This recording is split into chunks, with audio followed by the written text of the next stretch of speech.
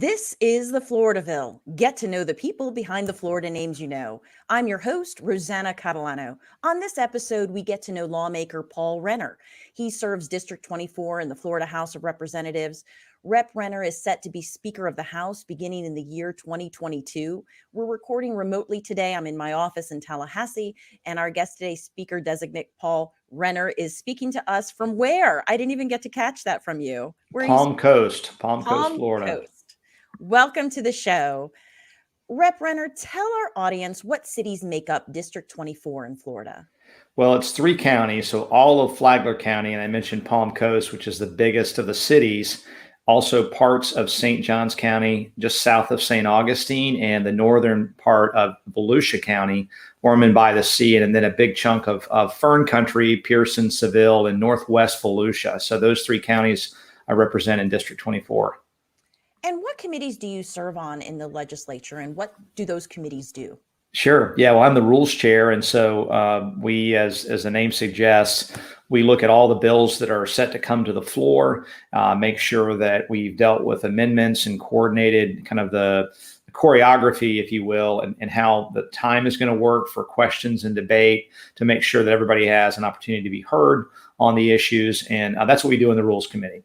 I also serve on appropriations, and as that name suggests, we're dealing with the budget. So Florida has, our legislature has one constitutional duty, which is to have a budget, and that budget has to be balanced. And so every year we go through the budget process, and this year's budget was around $100 billion. And so it's a lot of money, and we take that duty really seriously. And so the Appropriations Committee is looking at all the funding for everything that the state government does. Now, as Speaker of the House, that is an extremely influential position in our state. What makes that role so impactful? Well, it's setting the agenda, and that means both what bills move and what bills don't move. And so it gives me the opportunity to get with our members, as I have been doing, and I know our current speaker has been doing with our caucus and all of our members, to find out what's important to them, what we need to do to address the needs that Florida has, and getting those bills on the agenda, getting them moved through committees, referencing them through committees. Another big area is making sure that really terrible ideas don't come forward. There's over 2,000 bills that are filed, about 200 that go into law. Of those, we have some, as you can imagine, that are really kind of put forward by narrow special interests or a narrow purpose. And so weeding those out is really important as well, so that we're doing things that really benefit all of Florida and not just a chosen few. So for our audience that's unfamiliar with how leadership works in the legislature, can you explain how a lawmaker gets to serve as Speaker of the House? Sure. Yeah. Well, we have term limits, which is a good thing. So we have 8 years term limits. And so that divides us up into 4 2-year terms.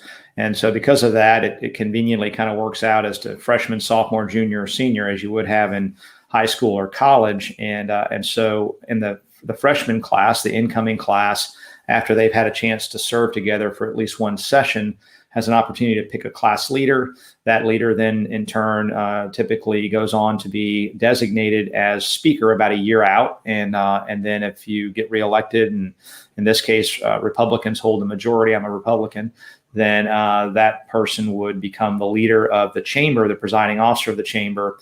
And that's how it works. And so it's I think it's a good process. It makes term limits, I think, is a really great process that makes for urgency, people getting in and really doing good work for the people that elected them, not getting too comfortable or wanting to stay too long, but really staying with what they ran on and what they came in wanting to do, and not transitioning, as sometimes happens in Congress and other places that don't have term limits, where the priority is staying in office. And so I urge all of our members to treat the session as if it's their last one. And when you do that, you get a lot more done, and act with some urgency to get good legislation passed for our voters and our citizens. When you originally ran for office, did you have your eyes set on the speakership right away, or was it something you decided to go after once you were in office? Well, not at all. My first race, I actually lost by 2 votes. Needless to say, it was a close race. I was focused on that race and that race alone, and not on other races and meeting my colleagues and whatnot. So really going into that first race, I didn't think about it at all, only after running again and being successful did I start to think about it.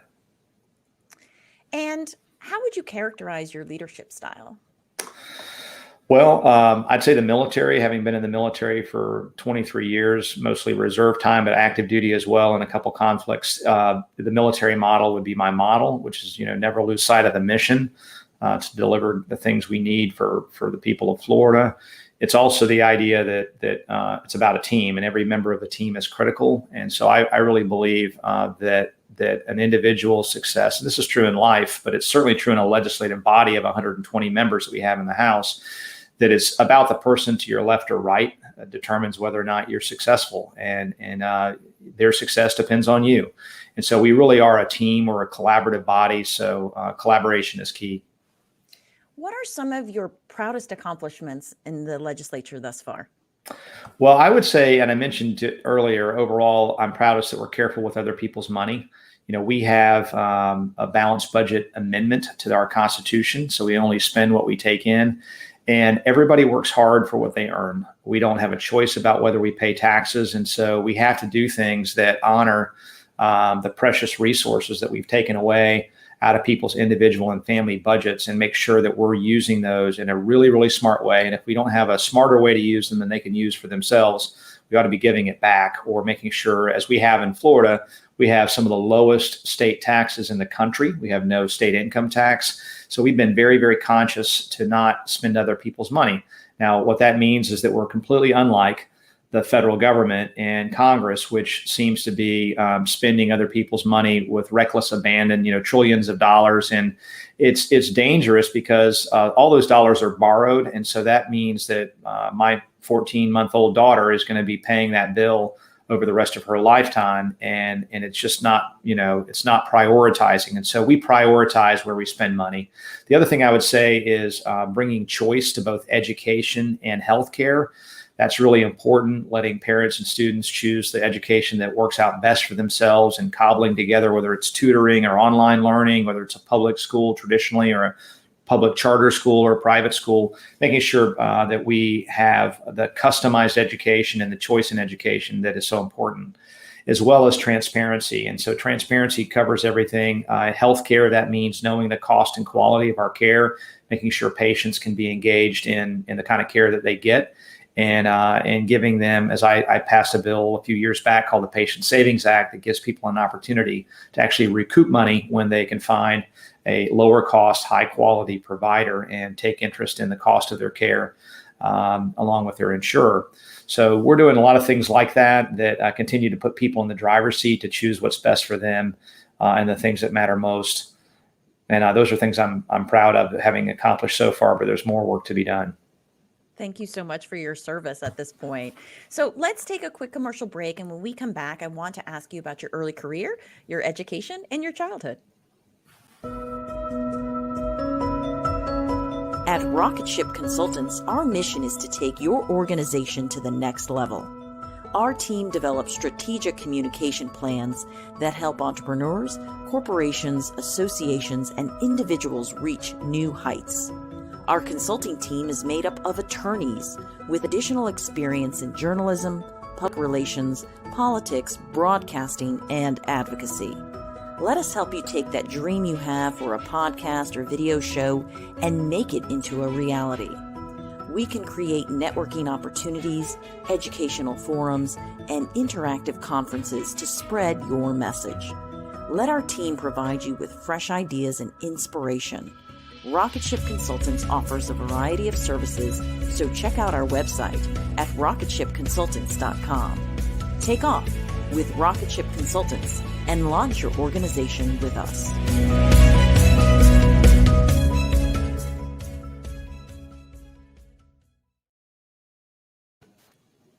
Welcome back. Our guest today is Speaker Designate Paul Renner in the Florida Legislature. Now, I want to take you back to your childhood. Tell us where you were born and what your home life was like growing up. Sure. Well, I was born in Atlanta to a father who was a minister and a mother who was a public school teacher. So I joke that God must have known I needed a lot of instruction early on, and I got it. But we moved around quite a bit with the church, settled in Florida, obviously. After I was only 6 months old, my dad was up at Emory in seminary at the time when I was born, but moved shortly thereafter to Florida, lived in Vero Beach, Merritt Island, Jacksonville, and of course now I live in Palm Coast. But had a great upbringing. There's just having a strong and loving mother, a strong and loving father is so important to the future of our children, something we need certainly as a legislature to do everything we can to support our families and make sure that piece of childhood is so important that we make sure we do everything we can to back up our Florida families. Now, did you have any hobbies as a kid? When I was young, I actually collected old coins. That was when I was, I don't know, 8 or 9 or 10. And then after that, in my teen years, it was sports. I played a lot of different sports growing up and loved that. So those were my hobbies in my school years. Tell us where you went to college and what you studied. I went to a small liberal arts school, Davidson College, which is north of Charlotte in North Carolina. I studied history and also a minor in economics. I love both topics still today. So I got a bookshelf full of history books and books about economics and the free market that some have been read, many have gone unread, but hopefully I'll get to them at some point when life slows down. Exactly. I think we all have that stack of books that we're like, one day we're going to get to it. So tell me about your first job out of college. Well, out of college, it was the United States Navy. So I went down to the recruiter. I had applied and gotten a congressional nomination to the academy, and then fell in love with Davidson College, decided not to finish that application. And I decided to go to Davidson and be kind of a normal kid. But I'd always been interested in the military. So there was still that itch when I was graduating. So I went down, talked to the recruiter, and got into a program that put me on a Navy ship and had active duty during Operation Desert Storm back in '91. And then 20 years later, as a reservist, got mobilized to Afghanistan. And it was a great experience. I know we have probably a lot of veterans that are among your listeners. And it's just a group that I have such tremendous respect for. And I was very, very privileged to be a small part of our great military. Incredible. What was the most important lesson you learned from your time in the U.S. Navy that you still find applicable today?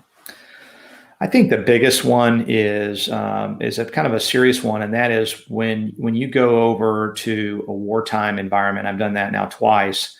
You realize that there's a chance you don't come back, and that sounds like a terrible thing, but for me, it was actually a blessing in the sense that when you realize it crystallizes for you what's really important in life, and you realize what's worth dying for. And when you realize that and you have that list, that's really the only list of things that are honestly worth living and fighting for. And so everything else is a distraction.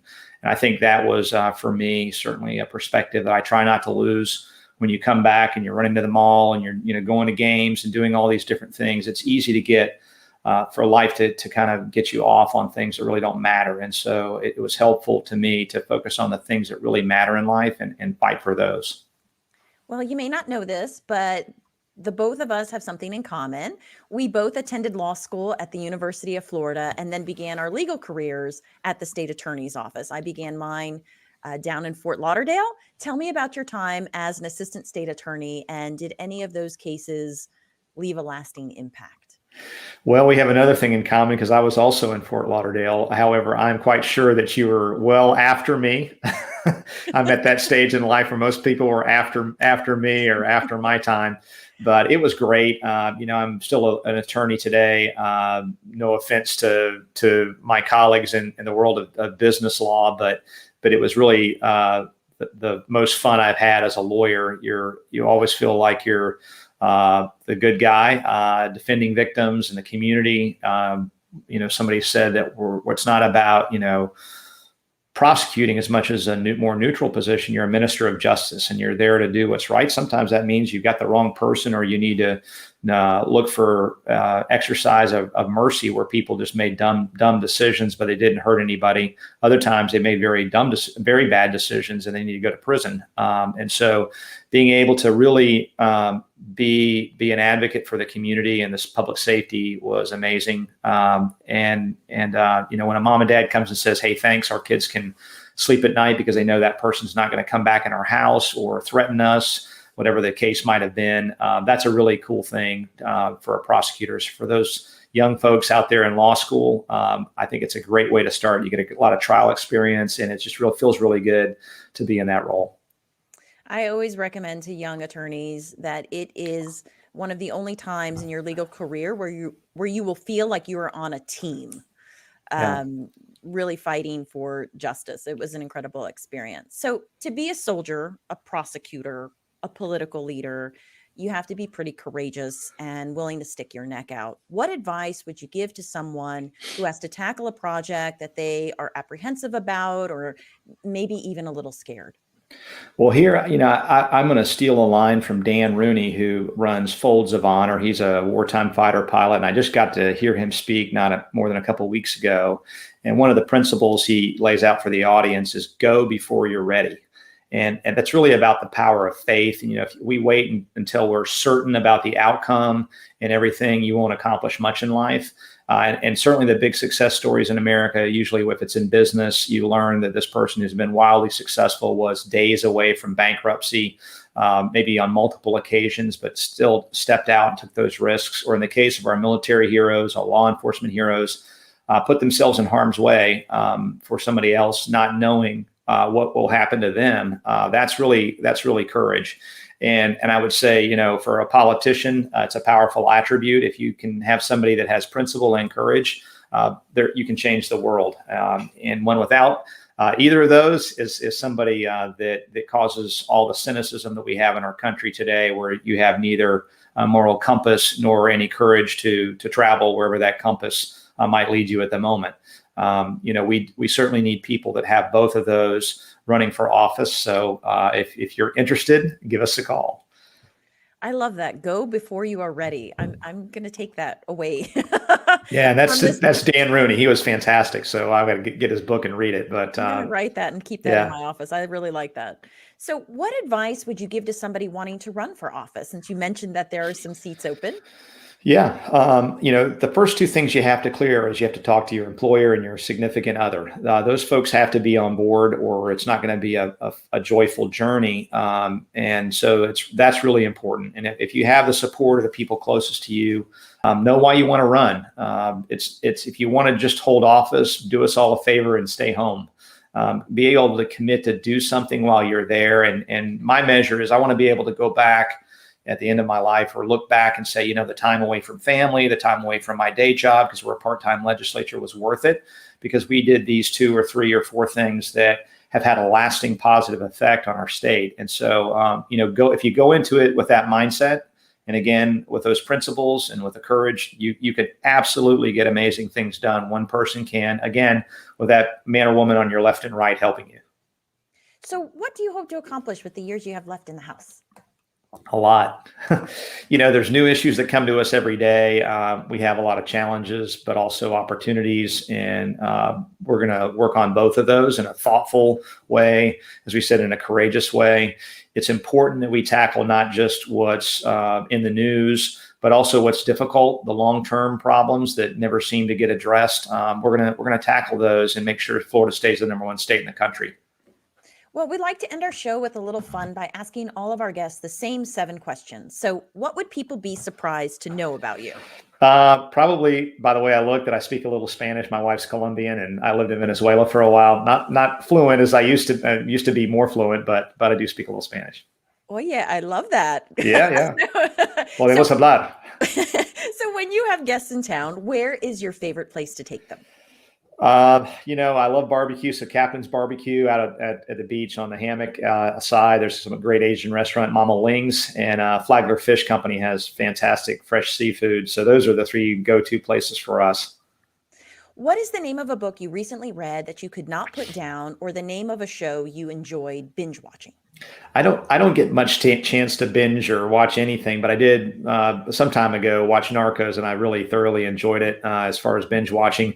And a book that during COVID, I just had, when everything would shut down, I thought, this is the time to pull Don Quixote off the shelf. So I did, this classic novel from Spain. And what I can tell you is that great humor came around centuries ago. It's really quite funny And I'm almost done with it, though. Once our baby was born, the reading abruptly stopped, and I've still got a little tab there at the back of the book. So I've got a few pages left to finish of that large book, but it was a good one. So among your close family and friends, what are you best known for? Probably, loyalty and I don't know. That's a good question. You'd have to ask them, but I try to be a loyal person and a person that is a friend you can trust. If you have a nickname, who gave it to you? Just Paul. haven't picked one up. Although there may be people that give me nicknames behind my back. You never know. I was about to say you may have one behind your back. I may have one and not know it. If you knew you could not fail, what would you attempt? Probably go into space. Back when I was younger, I thought about being an astronaut, as a young boy. So I would certainly get on a rocket and go to the moon or Mars or wherever they sent me. Some people on the other side of the aisle probably would like to send me farther, but no, I'd probably do that.